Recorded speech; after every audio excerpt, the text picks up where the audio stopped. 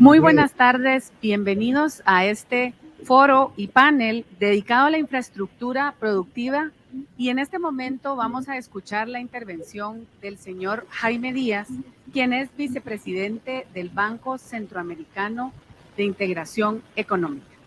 Muy buenas tardes, es un gusto compartir con ustedes el día de hoy. Tengo una pequeña presentación, pero antes les mando un saludo a José Miguel, a Gaby, que van a estar moderando y coordinando el evento, y también a José Sarmientos y a Luis Larrache, que es un gusto también poder reflexionar y hablar de cuál es el reto que tiene la infraestructura en este gran reenfoque, como le han llamado, al diálogo empresarial.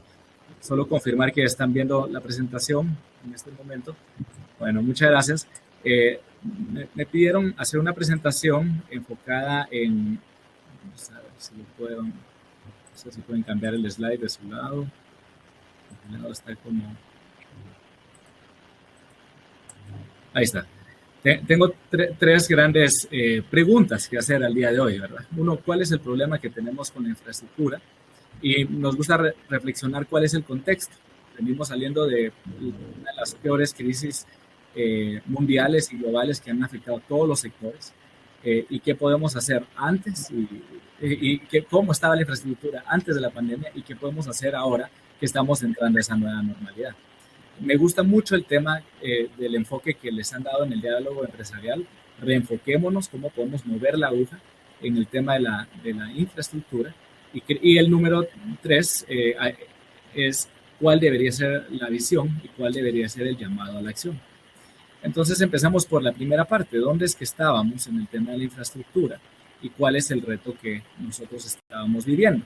Porque ya la brecha que existía en cuanto a la infraestructura era inmensa. Se habla que es de alrededor de un 2 a un 3% del PIB en nuestras economías. Para que ustedes le puedan poner un monto, es alrededor de $9,000 millones de inversión en infraestructura al año, y para que ustedes le pongan una foto de los sectores que se requería en ese momento invertir para poder cerrar lo que son las brechas en los objetivos de desarrollo sostenible. Ustedes pueden ver que transporte, infraestructura energética, infraestructura social y bastante infraestructura que está relacionada con el desarrollo urbano venía siendo una gran parte de la brecha que se contaba en ese momento. No obstante, los países venían mostrando incluso tendencias hacia la baja de la inversión en infraestructura. Ustedes pueden ver cada uno de los países de Centroamérica y pueden ver que, salvo algunas excepciones, en los últimos años, antes de la pandemia, la trayectoria era descendiente. No obstante, hay casos positivos, cuando ustedes pueden ver algunos sectores y algunas inversiones claras. Por ejemplo, en Guatemala, en el sector energético, el sector logístico y carreteras en Honduras, en El Salvador, por poner algunos ejemplos. Uno puede ver también inversiones en energía interesantes en todo el Triángulo Norte, y eso no se ve reflejado en los grandes números. Tal vez el tercer reto que se miraba antes de que pasara esta pandemia era que el financiamiento a la infraestructura no se encontraba del todo optimizado. Gran parte de los países en desarrollo viene siendo de flujos oficiales, flujos del sector público, muchos con la banca multilateral, con concesiones, pero muy poco con las inversiones de portafolio, con inversión extranjera directa o con algún otro tipo de inversión privada, como sí se podía ver en países de más alto ingreso. En cuanto a la cartera, pero muy poco con las inversiones de portafolio, con inversión extranjera. Uno puede ver con algún tipo de inversión privada, como sí se podía ver en países de más alto ingreso.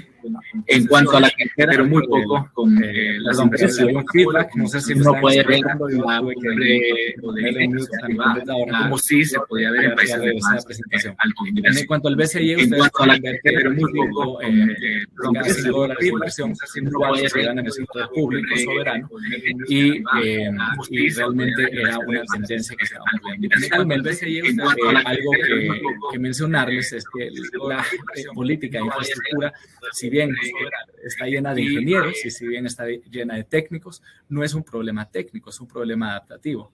Aquí tenemos, por ejemplo, una filmina de la parte de inteligencia del World Economic Forum, y ustedes pueden ver que la infraestructura no es infraestructura, es un proyecto de país o de nación que requiere proyectos bancables, que requiere proyectos de resiliencia, que requiere de infraestructura de capital, pero también requiere de capacidades para poder construir. Además, la tecnología y la innovación van generando un diferente enfoque de cómo hacer infraestructura y hay riesgos como los riesgos financieros o cambiarios o crediticios, también los políticos y sociales que pueden estar alterando la agenda de cómo implementar la infraestructura. No es simplemente poner un puente. Yo tenía una foto de un puente en El Salvador, muy lindo, que lo financiamos nosotros, pero cuando nosotros vimos qué costaba implementarlo, teníamos que pensar en las viviendas que estaban alrededor del puente, en las cuencas que estaban en las montañas, en proteger los ríos, en también proteger las economías locales, y eso hace que un proyecto de infraestructura sea más complejo. Ahora, el título y lo que me pidieron a mí presentar es cómo podemos utilizar el momento en el que estamos para buscar un reenfoque en el tema de la infraestructura. Y como parte del Banco Centroamericano de Integración Económica, cómo observamos este reenfoque. Yo lo que les mencionaba en algún momento es que en nuestro caso, cuando uno evalúa los grandes periodos de crecimiento, no vienen de grandes planes o reformas macroeconómicas cambiando todas las leyes, sino un poco como la foto que ustedes miran en la presentación del día de hoy, que es remangándose las manos y poniendo en obra una cartera de proyectos y avanzando en cosas específicas y concretas, que si bien en el marco más amplio tiene un enfoque de promoción de infraestructura, de colaboración con el sector público-privado y agendas de largo plazo, son micro reformas y micro cambios los que tenemos que hacer para generar ese enfoque. Entonces yo hablo de tres grandes temas. Uno, cómo volvemos una demanda de la infraestructura que en un contexto donde los gobiernos tuvieron que priorizar el corto plazo porque el tema de salud, el tema de empleo y el tema de consumo eran más importantes hace 18 meses y tuvieron que priorizar ese gasto versus la infraestructura, que los grandes proyectos de infraestructura son proyectos a 15, 20, 30 años. ¿Cómo aprovechamos este contexto donde hay cambios tecnológicos que están haciendo que el costo de generar infraestructura sea más barato? Podemos verlo en el tema energético, lo podemos ver en el tema de transporte, lo podemos ver en el tema de logística. Por lo tanto, nosotros creemos que la recuperación económica viene por el lado del sector privado y la apuesta de la infraestructura tiene que ser algo bastante importante. Número dos, hay que reconocer que las restricciones al financiamiento están allí. Los países nuevamente, después de la pandemia, en un rol contracíclico, adquirieron deuda, financiaron proyectos de largo plazo para construir hospitales, para financiar vacunas, para poder darle un alivio a la economía y evitar de que la caída del PIB y de la economía hubiera sido 3 o 4 o 5 veces más fuerte. Ahora bien, pensando en esto, tal vez el punto de vista positivo es que hay suficiente liquidez en los mercados y hay suficiente apetito por inversiones de infraestructura. La pregunta es cómo se busca hacer ese calce de intereses y encontrar que hayan buenos proyectos de infraestructura que estén alineados con el financiamiento. Y el número tercero, que es algo muy particular de nuestra región, la región de Centroamérica, es el tema de la resiliencia y sostenibilidad. Déjenme contarles que cuando yo vine a Tegucigalpa, una vez llevaban ni una semana de estar en el puesto de la vicepresidencia del BESIE, se nos dejó venir 2 huracanes, el ETA y el IOTA. Y parte de los grandes desastres fueron en puentes, en áreas rurales y de gran conectividad de productores locales hacia mercados principales o hacia la exportación. Algo parte de los grandes desastres vimos en puentes, en áreas rurales y de gran conectividad de productores locales hacia mercados principales o hacia la exportación. Fueron hechos en un esquema. Algo parte de los grandes desastres. Para mi sorpresa, en áreas montañas y de gran conectividad en la época del Lucha, en esta época también fueron destruidas, pero fueron rehabilitadas por Por lo tanto, construir mejor, reconstruir sosteniblemente y se vuelve algo más. Vamos a pensar tal vez en algunas líneas de acción entonces. Número uno, pensemos en la demanda de la infraestructura. ¿Qué requiere la demanda de infraestructura? Es ir a los proyectos claves y a los proyectos necesarios. O sea, demanda de infraestructura, ya les mencioné, son 9,000 millones al año. El tema es cómo se puede generar un mecanismo que permita identificar aquellos proyectos que son necesarios de alto impacto al desarrollo, que también sean sostenibles y que sean rentables y financieramente viables para el sector público y para el sector privado. En este caso, dentro del Banco Centroamericano, la visión que nosotros vemos es, en Centroamérica hay un mercado regional.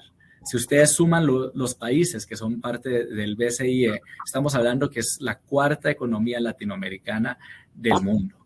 Cuando ustedes miran los proyectos que hay en cada país, hay grandes ejemplos de éxito.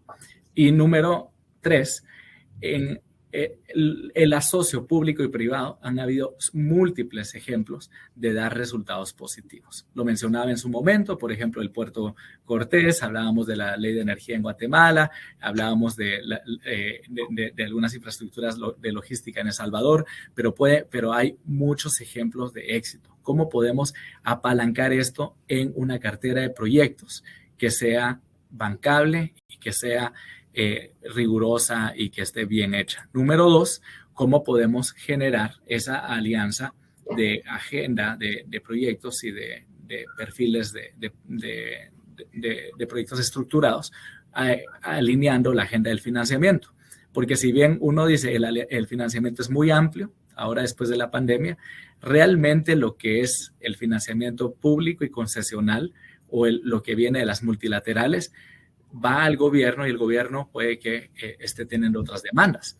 Entonces, no es que sea escaso, sino que es necesario encontrar cuál es el balance apropiado. Por eso es que el rol del sector privado en este caso se vuelve muy importante. En este caso, el sector privado también pone a disposición mecanismos financieros y reduce la carga que podría tener el sector público. Y vale la pena un punto adicional. En este caso, el sector público debería de ser también, el rol del sector público es poner la agenda de largo plazo de los países y en el mercado regional aún más importante, cómo lograr generar esa integración de activos productivos e infraestructura productiva en los países, ¿verdad? Y número 3, nosotros lo que vemos también es el reenfoque hacia infraestructura resiliente. En este caso, nosotros hablamos cómo ese mecanismo de identificación de proyectos y estructuración de proyectos también lo hace en los sectores adecuados y con las tecnologías adecuadas. Pensemos en urbanización, en energía, en conectividad, en transporte. Pensemos en innovaciones dentro del sector público, en innovaciones dentro del sector privado y algunos temas que ustedes pueden ver en esta presentación. Entonces, ¿cuál es la visión que nosotros vemos hacia adelante? Como Banco Centroamericano, déjenme decirles, nosotros estamos creciendo, estamos expandiendo las operaciones y nosotros creemos en las alianzas. Y las alianzas de la banca multilateral como lo que le llamarían un honest broker es muy importante. Como la banca multilateral, en este caso el BCIE, les va a dar credibilidad por tener proyectos que sean sólidos, que sean bancables, que sean con un alto impacto al desarrollo y que también sean sostenibles tanto ambientalmente, socialmente como financieramente. Y la relación con el sector privado y con el sector público es clave. Si uno pusiera un enlace entre la banca multilateral y el sector privado y el gobierno, pues hay una relación financiera. Pero además de la relación financiera hay una relación de conocimiento, hay una relación de generar proyectos de calidad y también de permitir que proyectos que sean importantes puedan sobrevivir a lo largo del tiempo. Así hemos visto proyectos, por ejemplo, hospitales en Nicaragua, hemos visto las inversiones de energía en Honduras, hemos visto proyectos en El Salvador que han llegado en República Dominicana estuvimos hace poco, y cómo la banca multilateral también les da un seguro para poder continuando con el cambio de tiempo, con cambios de gobiernos, con cambios de circunstancias y estar presentes en las inversiones. Pero también debería haber una flecha entre el sector público y el sector privado muy fuerte y de bastante trabajo conjunto. Y hacia adentro del sector privado, lo mismo que está pasando hoy acá, que tenemos sector privado de El Salvador, de Guatemala y de Honduras. Y ojalá así fuese para toda la región. ¿Cómo podrían estar viendo agendas comunes de inversión entre los negocios de la región y las cadenas de valor? Así que nosotros dentro del BCIE tenemos una área nueva de proyectos público-privados y de infraestructura productiva, y la visión a futuro nosotros creemos que tiene que pasar por estos factores habilitantes.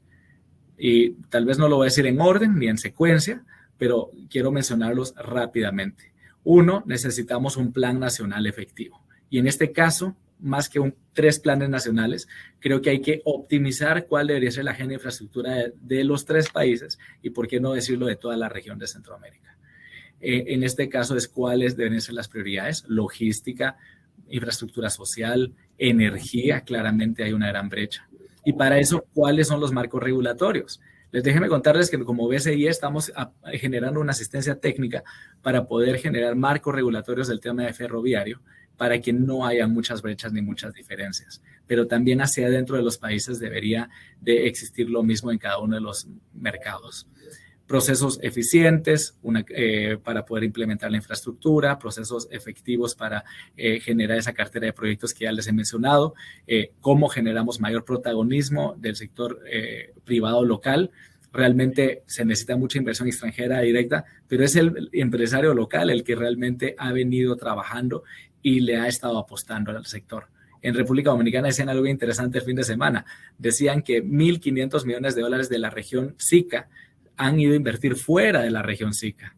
Y la pregunta es por qué esos 1.500 millones no se quedan cerrando la brecha de infraestructura que estamos hablando. ¿Cómo generamos esa cartera de inversión?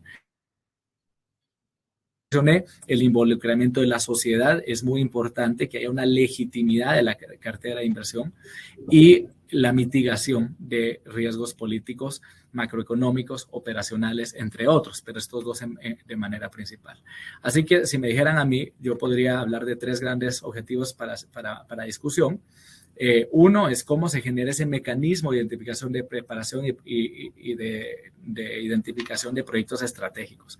Como BCIE, nosotros tenemos una de las principales facilidades de preparación de proyectos. Se le llama FONTEC, que es un fondo de asistencias técnicas para preparación de proyectos, y hemos financiado preparación de proyectos por todos lados, desde carreteras hasta metros o trenes, hasta puertos, y el tema es cómo la región, o en este tema de estos 3 países, cómo El Salvador, Guatemala y Honduras podrían tener un mecanismo para poder generar estos proyectos. Número 2, cómo se puede canalizar todo el financiamiento que está a nivel global, a nivel local, con socios locales y extranjeros, para poder llevar esta cartera adecuada, y el rol de la banca multilateral. En este caso, nosotros como socios de Centroamérica, el BCIE pone a disposición su cartera. Y número 3, fortalecer los factores habilitantes que ya les mencioné. Cómo se puede trabajar en cada uno de los 3 países para poder tener capacidades, marco regulatorio, y tener un sector privado y un sector público que trabajen de la mano para implementar esta agenda. Así que les dejo esta presentación para que podamos continuar conversando de cómo generar este reto para generar un reenfoque en la infraestructura de la región. Muchas gracias. Muchísimas gracias, Jaime. Bienvenidos a todos. Voy a presentar brevemente al panel porque me imagino que se perdieron la información. Estoy aquí al lado de José Miguel Torreviarte. Actualmente él es vicepresidente de Progreso, presidente de Calzado Cobán, y ejerce también la presidencia de Fundesa. Desde El Salvador nos saluda José Sarmiento, quien es vicepresidente y gerente de país para Inverenergy, a cargo de la Dirección de Energía del Pacífico Limitada de CB. Él es ingeniero industrial con una maestría de empresas por el IPADE y cuenta con más de 30 años de experiencia desempeñando funciones de liderazgo en Centroamérica y el Caribe. Ha participado como miembro de juntas directivas en diferentes empresas en la región centroamericana y ha sido presidente y director de la Asociación Nacional de Generadores, de la Gremial de Generadores Térmicos, así como director de la Asociación de Comercializadores de Energía Eléctrica en Guatemala. Bienvenido, José. También nos acompaña desde Honduras Luis Larach. Él es administrador de empresas, además de gerente, director y presidente de diferentes empresas en varios rubros: principalmente en la industria de la energía, hotelería, turismo y banca. Fue director y presidente de COEP en Honduras. Bienvenidos a todos. Es muy interesante este panel que podemos dirigir desde los diferentes países porque estamos hablando de la infraestructura, pero es, como decía Jaime, un reenfoque de cómo nosotros estamos viendo desde el sector privado la infraestructura. Queremos capitalizar eso que ya el sector privado hace hoy. Me gustó mucho esta frase que utilizaba Jaime de un sector privado participativo, porque eso es lo que es el sector privado centroamericano aquí representado. Vamos a empezar platicando con José Miguel. A mí me gustaría, si me pudiera comentar más sobre la estrategia que el sector público-privado está desarrollando a través de una iniciativa denominada Guatemala no se detiene. Adelante, José Miguel. Muchas gracias, Gaby. Primero quisiera felicitar a todas las organizaciones del sector privado por organizar este evento, pues especialmente Honduras, El Salvador y Guatemala. Creo que son eventos importantísimos para el país, compartir mejores experiencias y realmente poder tener coyunturas y planes que ayuden a toda la región. También quiero saludar a los amigos panelistas, un gusto verlos, aunque sea a distancia.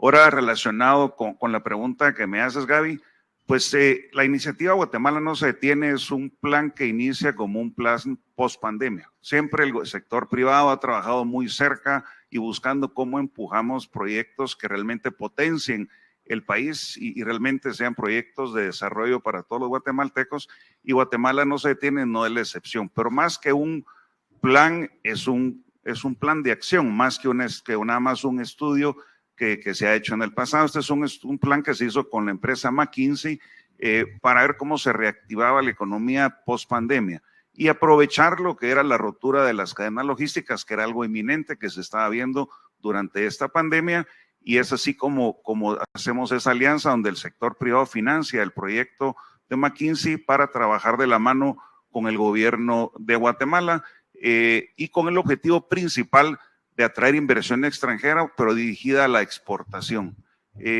Dentro de ese proceso que se hace el trabajo con McKinsey, nos damos cuenta que, pues, y todos sabemos que la infraestructura es vital para que se genere esa competitividad y que esa competitividad permita a las empresas extranjeras venir en Guatemala y potenciar mucho más la exportación. Hablamos de la infraestructura productiva, pero decidimos enfocarnos en dos temas, lo que es la infraestructura vial y también la parte portuaria, porque es un tema sumamente amplio, como Jaime bien lo dijo anteriormente. Durante el proyecto nos dimos cuenta que para poder realmente avanzar en el plazo inmediato teníamos que dividir el proceso de la infraestructura en dos partes. Entonces le llamamos Horizonte 1 y Horizonte 2. El Horizonte 1 es una manera de poder mejorar la infraestructura en Guatemala sin tener que hacer grandes modificaciones a la ley y realmente trabajar con lo que tenemos. Y esa es parte de lo que voy a explicar. También después tenemos el Horizonte 2, que ya implica modificaciones más, que es un poco más de mediano y largo plazo, que necesita ya modificaciones legales y cierto proceso que requiere mucho más socialización con los diferentes sectores del país. Y tal vez dentro de lo primero que hicimos en el Horizonte 1 es firmar un acuerdo interinstitucional con el Ministerio de Economía, Ministerio de Comunicaciones, Infraestructura y Vivienda, con el Ministerio de Economía, también con el Ministerio de Finanzas, la Municipalidad de Guatemala y dentro del sector privado, Cámara de Industria y Fundesa. Y eso nos da lo que es el instrumento legal para poder trabajar y colaborar en ese proceso que mencionaba, cuál es el acuerdo que tenemos y nos da la vía, el instrumento para poder trabajar y al mismo tiempo incluir a lo que son la banca multilateral que en algunos momentos hemos logrado pues platicar con Jaime de cómo ellos pueden sumar y ser de gran apoyo a la generación de infraestructura. En el Horizonte 1 se identificaron 41 proyectos. ¿Cuál es lo más y cómo priorizamos esos proyectos? Como lo dije, en función de atraer inversión extranjera y mejorar la vialidad de Guatemala, de puerto a puerto y de frontera a frontera. Esos 41 proyectos significan aproximadamente 5,000 millones de dólares de inversión para el país, generación de casi, pues para los próximos 4 o 5 años se pueden generar hasta 1 millón de empleos solo con la construcción de esa infraestructura. Y esa es parte de lo que se ha venido trabajando. Al mismo tiempo, al poder trabajar con las instituciones de gobierno, municipalidad y gobierno de Guatemala, hemos podido visibilizar qué es lo que le hace falta y apoyar cada etapa de los proyectos, desde su estructuración hasta su ejecución y supervisión, y al mismo tiempo la operación del mismo. También se han desarrollado maneras, pues con el mismo marco legal, hemos trabajado en sistemas que nos permiten ejecutar proyectos de una manera más rápido, como son lo que es diseño y construcción, que es un nuevo mecanismo innovador donde podemos trabajar ya proyectos mucho más expeditos. Un ejemplo de ese primer proyecto es el puente Belice II, que va de la mano de la Municipalidad de Guatemala y el gobierno de Guatemala. Y esa es parte de lo que hemos venido haciendo en esta primera etapa y en el Horizonte 1. Falta el Horizonte 2, que ya son modificaciones a las leyes que van a primero afianzar no solo la infraestructura vial y portuaria, sino que también nos permite afianzar y ver a futuro poder cerrar la brecha de infraestructura que tenemos en Guatemala. Muchas gracias, José. Entiendo entonces que el Plan Guatemala no se detiene, le da al sector privado una participación de motor que unifica a las diferentes instituciones para permitir que fluya esta visión compartida. Definitivamente, creo que lo más importante, pues está la parte técnica del estudio, pero tal vez lo más relevante es cómo, pues en época de crisis, hay un dicho, ¿verdad? Don't let a good crisis go to waste, ¿verdad? No desaprovechemos una crisis, y esta crisis hay muchas dificultades que hemos enfrentado, pero esas dificultades nos han unido tanto pues como guatemaltecos, como sector privado, como gobierno central y también con la Municipalidad de Guatemala. Esa definitivamente son excelentes noticias. Nos gusta escuchar noticias positivas y eso es de lo que se trata este foro, ¿verdad? El gran reenfoque es cómo nosotros potencializamos las oportunidades. José, conozco tu trayectoria en el sector eléctrico, hemos compartido diferentes proyectos y en los que he visto que tu intervención ha sido clave. Nos gustaría platicar hoy contigo dónde has visto los mayores avances de El Salvador y que nos cuentes un poco de la apertura que han encontrado, en este caso, ustedes como empresarios, para empujar el tema de infraestructura. Gracias, Gaby. Un gran gusto estar aquí. Buenas tardes a todos. Y aprovecho también para hacer eco a lo que decía José Miguel, de felicitar a las organizaciones por el evento, agradecer la invitación y la oportunidad de estar aquí y compartir con ustedes. Y tal vez yo voy a tocar algunos de los temas que Jaime mencionaba al inicio y quisiera empezar por cuando hablamos de hablar sobre avances en el sector, y voy a hablar del sector eléctrico, en el caso de El Salvador, creo que algo importante que ha logrado El Salvador es que ha mantenido un marco regulatorio relativamente estable, con una estructura institucional que identificada, y sobre todo que en el transcurso del tiempo ha permitido mostrar una trayectoria, ¿verdad? Y un desempeño por varios años. Y tal vez hago un comercial acá, ¿verdad? O sea, en el caso de nosotros, Energía del Pacífico no es solo un proyecto de generación eléctrica, realmente un proyecto de infraestructura energética bastante complejo, ya lo iremos viendo a lo largo de la plática, que es impulsado por empresa privada. Pues. Este proyecto consta de una central de generación de 380 megavatios, una terminal marina de almacenamiento y regasificación, la infraestructura de tubería subterránea que conecta a la terminal con la planta, y además una línea de transmisión de 44 kilómetros a doble circuito y 3 subestaciones. Solo para darles una idea de escala, la capacidad instalada de EDP representa algo así como el 30% de la demanda de El Salvador y representa una inversión de más de $1,000 millones, o alrededor de los $1,000 millones, que es la inversión privada más grande en la historia de El Salvador. Entonces, cuando pensamos en esto y en la medida que hablamos de proyectos de infraestructura en la cual se requieren inversiones importantes con algún nivel de complejidad y requieren financiamiento internacional, sobre todo, es muy difícil hacerlo si no se cuenta con un marco regulatorio estable, una estructura institucional y una trayectoria que se pueda contar, ¿no? Un segundo tema que tal vez quisiera resaltar es el tema de que en el país se definió una política energética. Creo yo que dentro de los temas que mencionaba Jaime es el proyecto país y una agenda de largo plazo, ¿verdad? O sea, vuelvo al caso de EDP. El proyecto nace realmente de una licitación en el año 2012 que promueven las empresas distribuidoras, que son empresas privadas. Y desde entonces ya era un proyecto bastante ambicioso para el país. Sin embargo, la licitación, hay que reconocerle que perseguía el cumplimiento de una serie de objetivos de la política energética del país en ese momento. O sea, era un proyecto que proveía energía de base para el país, una tecnología más amigable con el medio ambiente, que contribuyera con la diversificación energética, que complementara y soportara el impulso que El Salvador le quiere dar al desarrollo de energías renovables a futuro.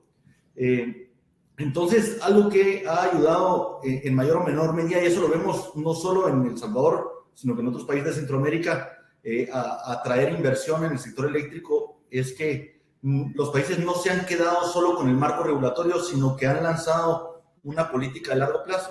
Y esa política de largo plazo tiene la virtud que le da a los potenciales inversionistas, tanto del lado de capital como del lado de deuda, una visión más clara de cómo encaja ese proyecto en el largo plazo del país. Para dar cifras en El Salvador, del 2016 a la fecha, se han instalado más de 500 megavatios de proyectos renovables de generación eólica y solar. 50% de eso se ha instalado a nivel de generación distribuida. Y ya, si agregamos a esto la capacidad instalada de EDP, estamos hablando de cerca de 900 megavatios de nueva generación en el país en los últimos años, que es impresionante cuando uno piensa que es casi del tamaño de la demanda máxima del país que tuvo el año pasado, que está arribita de los 1000 megavatios, ¿no? Entonces, claramente, El Salvador ha enviado una señal en el país en el tema energético, en el tema eléctrico, y los inversionistas están respondiendo a esa señal, ¿no? Un tercer tema que tal vez quisiera resaltar es la importancia del apoyo de las instituciones.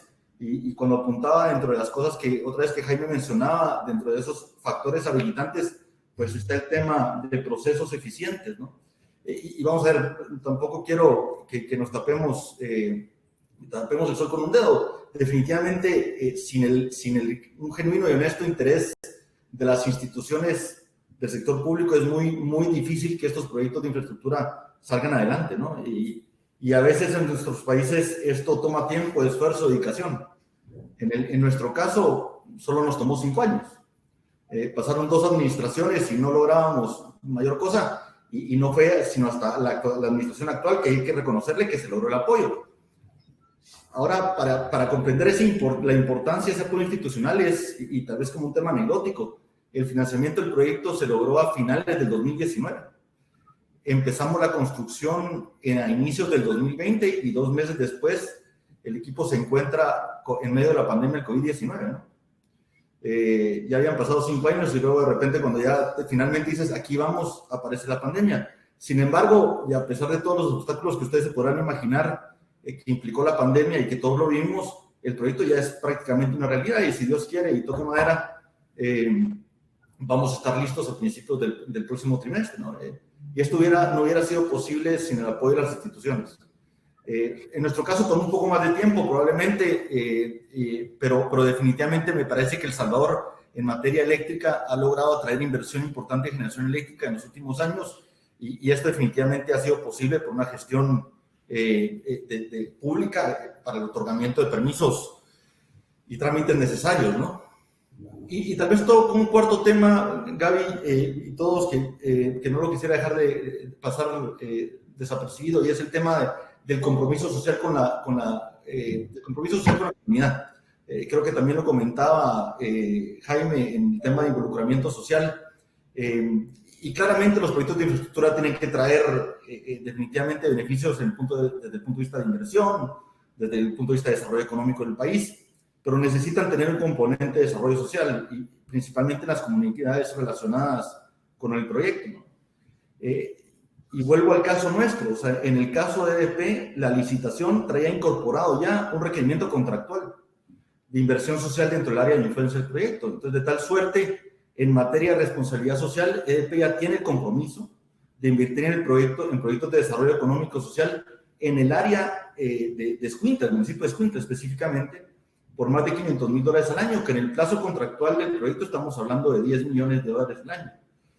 Creo que fue una peculiaridad, si quieren, pero me parece que la forma en que hizo el approach, la licitación de El Salvador y lo diseñó, introduciéndolo con un compromiso contractual, es una forma como muy efectiva de trasladar, identificar de forma concreta los beneficios que uno puede trasladar a la comunidad, ¿no?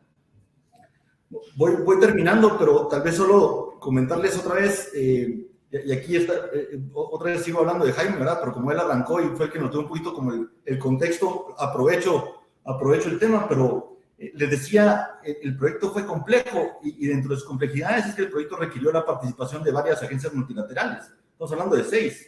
Está el IFC, está el BID, tenemos al DFC, a OPIC, que Gaby los conoce bien, ¿verdad? Finvera, en el caso de la agencia, que es la Agencia de Crédito a la Exportación de Finlandia, y KfW, que es la Agencia de Exportaciones del banco. Y aquí Jaime no me va a dejar mentir que traer a una agencia multilateral para proyectos es difícil, poner de acuerdo a 6 es prácticamente imposible. Sin embargo, se logró. Entonces, eso quiere decir de que nuestros países logran hacerlo, y me parece que estos 4 factores que menciono fueron muy importantes. Probablemente hay otros, pero quería resaltar estos 4 para lograr el financiamiento del proyecto y al final de cuentas viabilizarlo y hacerlo una realidad. Me voy quedando por acá y otra vez espero haber respondido a tu pregunta, Gaby. Muchas gracias. Información, como mencionaba anteriormente, no cabe duda que es todavía un proyecto espectacular que nos tiene impactados, digamos, desde todos los ángulos. Definitivamente el tema social, de la forma en la que se diseñó la licitación, tiene mucho que ver. Es un buen aprendizaje para nosotros en los diferentes ámbitos en donde estamos colaborando con el diseño de bases de licitación, desde, en este caso, aquí en Guatemala, pero me imagino que en los demás países igual. Bueno, Luis, es muy interesante también escuchar el enfoque empresarial, en tu caso puntual, de las industrias, sobre todo en parques industriales. ¿Cómo la infraestructura ha sido un catalizador del desarrollo para ustedes en Honduras? Buenas tardes, Gaby. Buenas tardes, José Miguel, Jaime, José y todos los participantes. En realidad es muy interesante lo que hemos estado escuchando y agradecemos esta oportunidad para poder conversar sobre estos temas de gran importancia y que al final traen bienestar a nuestros pueblos. En realidad, el sector de los parques industriales ha sido en los últimos años, y podríamos hablar en los últimos 30 años, el gran detonador del desarrollo en nuestro país. A raíz de esta idea que se gestó alrededor del año 1990, ahí en realidad comenzó un poco antes, pero se comenzó a materializar en 1990 y se miraba como un sueño, como una locura, ¿verdad?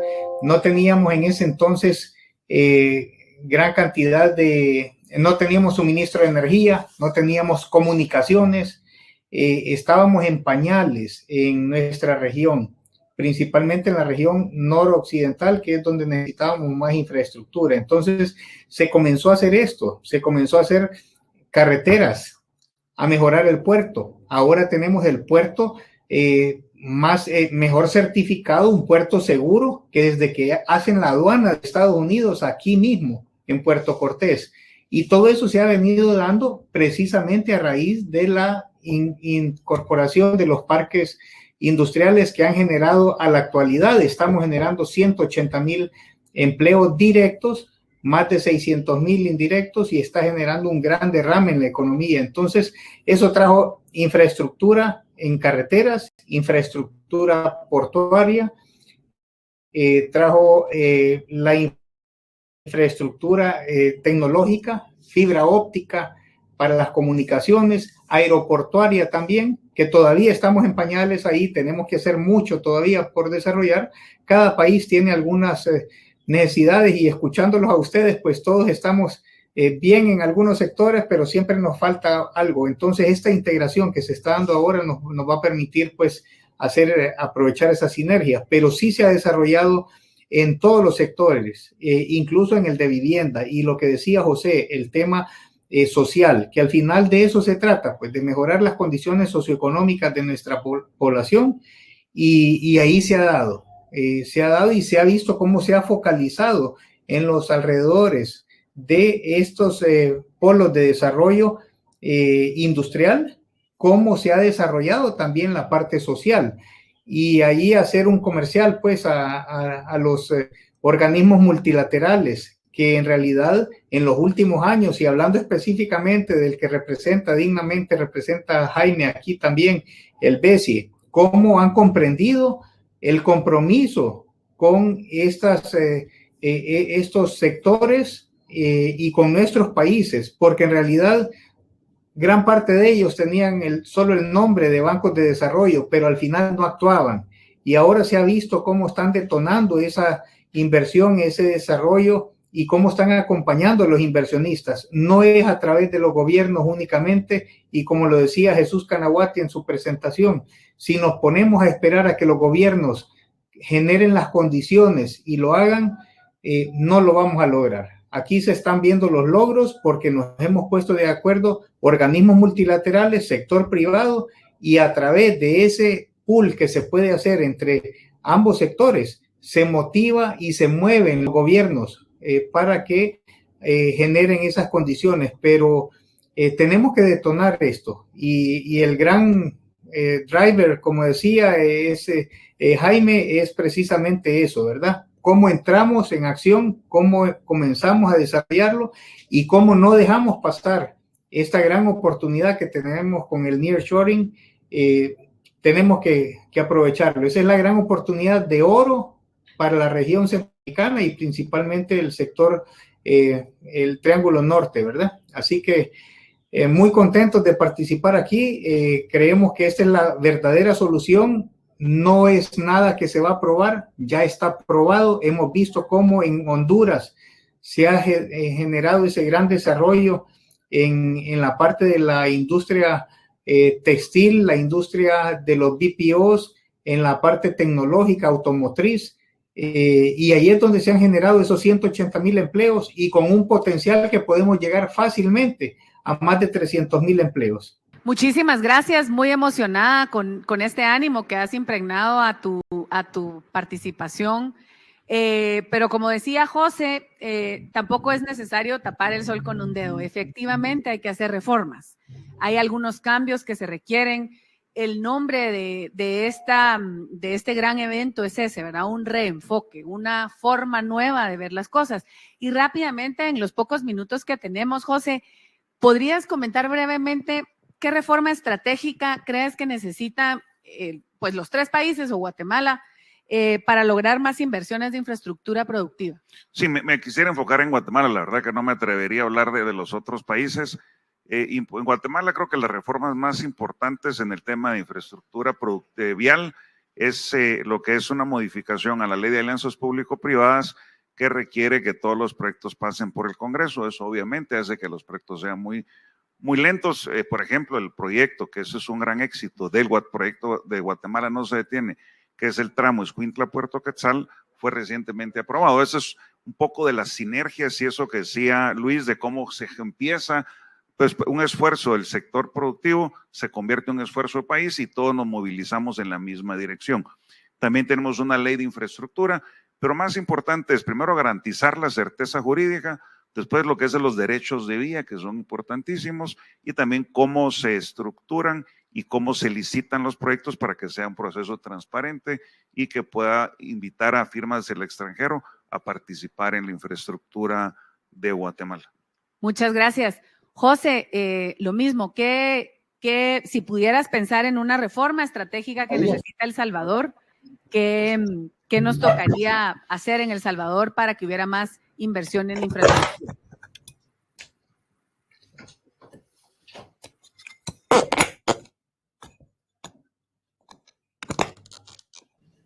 Este fui yo, perdón. Sí, Gaby, soy nuevo en El Salvador, entonces tal vez me animo a hablar del sector energético, que soy el que conozco rapidito.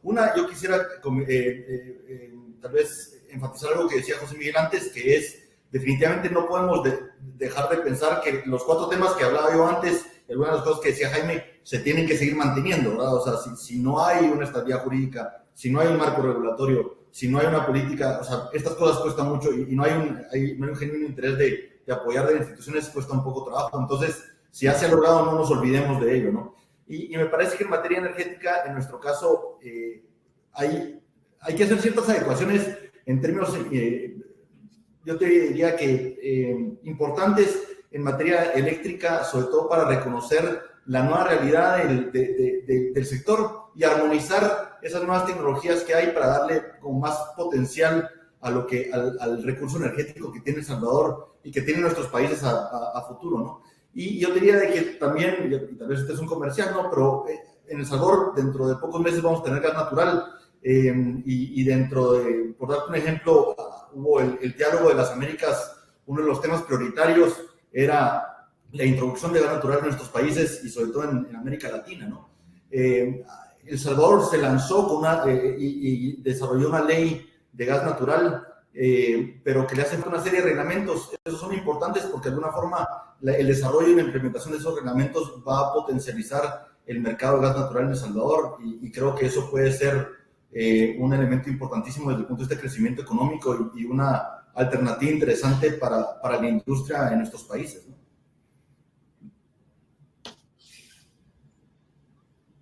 ¿Qué reforma estratégica consideras que es necesaria para continuar con esa inversión a la que hacías ya referencia?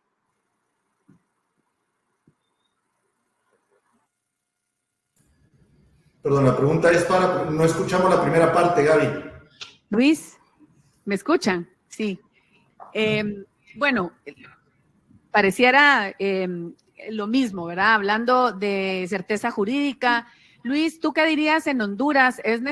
¿Qué reforma estratégica consideras necesaria para continuar con el impulso a la infraestructura a la que hacías mención? Bueno, Honduras y principalmente podría hablar de Honduras, no sé en los otros países, pero en realidad yo creo que Centroamérica ha tenido mucho más certeza jurídica que el resto de los países ya de Sudamérica, pero en realidad lo que necesitamos es el cumplimiento de muchas de ellas y la reglamentación, como bien lo hablaba José. Se necesita a veces tenemos las leyes, no tenemos la reglamentación, tenemos la simplificación también, tanto la simplificación administrativa como los gobiernos electrónicos para quitar esa discrecionalidad en los funcionarios para poder hacer el verdadero despegue económico. Yo creo que hay mucho por hacer. Esa es la tarea que tenemos en el sector privado, en las gremiales, y es la misma problemática que los gobiernos generalmente se están engordando, se están haciendo más grandes, más pesados, más lentos, y lo que necesitamos es simplificarlo para poder bregar con esto. Nosotros, por eso hablaban del sector privado. El sector privado centroamericano ha sido muy persistente, muy insistente, y como dicen, aquí estamos con las botas puestas y aquí vamos a morir, pero generalmente para atraer la inversión extranjera, que es indispensable, es necesaria para poder complementarnos todos, necesitamos fortalecer la seguridad jurídica. Y yo creo que allí son los puntos torales: simplificación administrativa, gobiernos electrónicos y la reglamentación apropiada a muchas leyes buenas que ya las tenemos desde hace muchos años, pero que no tenemos la reglamentación debida para poderlas implementar. Muchísimas gracias a los panelistas. Nos quedamos con esos puntos que hace mención Luis simplificación, certeza jurídica, agilidad, participación y persistencia del sector privado. Y quisiera darle unos últimos minutos a Jaime para dejarnos un mensaje de cómo damos ese pasito final y seguimos en este camino al que bien nos introducías. Te agradecemos mucho nuevamente tu participación y así como a todos, a José, José Miguel y Luis, muchísimas gracias y te dejo, Jaime, con el par de minutos para dar la despedida del foro. Sí, no, muchas gracias. De nuevo, un saludo aquí a José Miguel y también a Luis. Excelente diálogo y que el sector privado se esté coordinando para hacerlo en la región, creo que es lo viable. Creo yo, tal vez voy a poner un ejemplo para dar este tema final. En algún momento, cuando estaba escuchando de la inversión de energías del Pacífico de El Salvador, tuvimos a uno de los inversionistas en Estados Unidos y yo le hacía la pregunta de ellos invierten en gas en toda la región de Latinoamérica, en el mundo, y les preguntaba de los retos que miran en la región. Y ellos decían, ojalá y hubiesen, como esta licitación, unas 5 o 6 más al año, ¿verdad? Porque realmente en México, por ejemplo, les ponía un ejemplo, o en Sudamérica, existen decenas de este tipo de proyectos de inversión. Yo creo que la motivación detrás de este diálogo es cómo se puede generar una plataforma regional, para que la inversión en infraestructura pueda verse como un solo mercado. Y hoy vimos 3 casos muy específicos. Vimos el caso de Guatemala, vimos el caso con infraestructura vial, con vivienda, vimos el tema de parques industriales y el tema de energía. Pero el tema es que si nosotros nos diéramos como un mercado energético regional, como un mercado de infraestructura vial de la cuarta economía de Latinoamérica, y si fuésemos la base de manufactura de Latinoamérica, creo yo que podríamos dar ese paso para la infraestructura. Recuérdense que la infraestructura, lo que decía Luis, sigue a la demanda. En este caso, mientras hay más inversión, más negocio, mientras hay más parques industriales, más base industrial, cuando hay más vivienda, cuando hay más ciudades, la infraestructura va a ser un tema muy relevante, ¿verdad? Y nosotros, como centroamericanos, tenemos que reconocer eso y poner una agenda. Y esa agenda dentro de nuestro banco lo vemos con cada uno de los países, pero también facilitamos ese diálogo. Yo creo que lo importante es dar ese siguiente paso que tú mencionas, es cómo creamos una plataforma y en algún momento hablábamos de un plan maestro, porque en el BCIE hemos hecho el plan del Trifinio, el plan del Golfo de Fonseca, pero más allá de un plan maestro, que nos gusta planificar mucho y hay que tener esa visión de largo plazo, creo que hay que generar una plataforma para generar proyectos concretos y proyectos concretos que puedan generar ese mercado de infraestructura regional. Dígase energía, dígase agua, dígase carreteras, dígase vivienda, puertos, entre otros, ¿verdad? Yo creo que más eventos como este nos van a ayudar a ponernos de acuerdo, pero así como estos eventos nos ponen de acuerdo, más proyectos nos van a poner de acuerdo a trabajar juntos. Así que yo les agradezco de nuevo a todos y como Banco Centroamericano, de todos nosotros, estamos aquí también a las órdenes para poder continuar el diálogo y mejor aún si podemos estar pensando en cómo llevarlo a la acción. Muchas gracias. Muchas gracias. Muchas gracias. Muchas gracias. Buenas tardes. Y ahora continuamos en este foro tan interesante. Muchas gracias.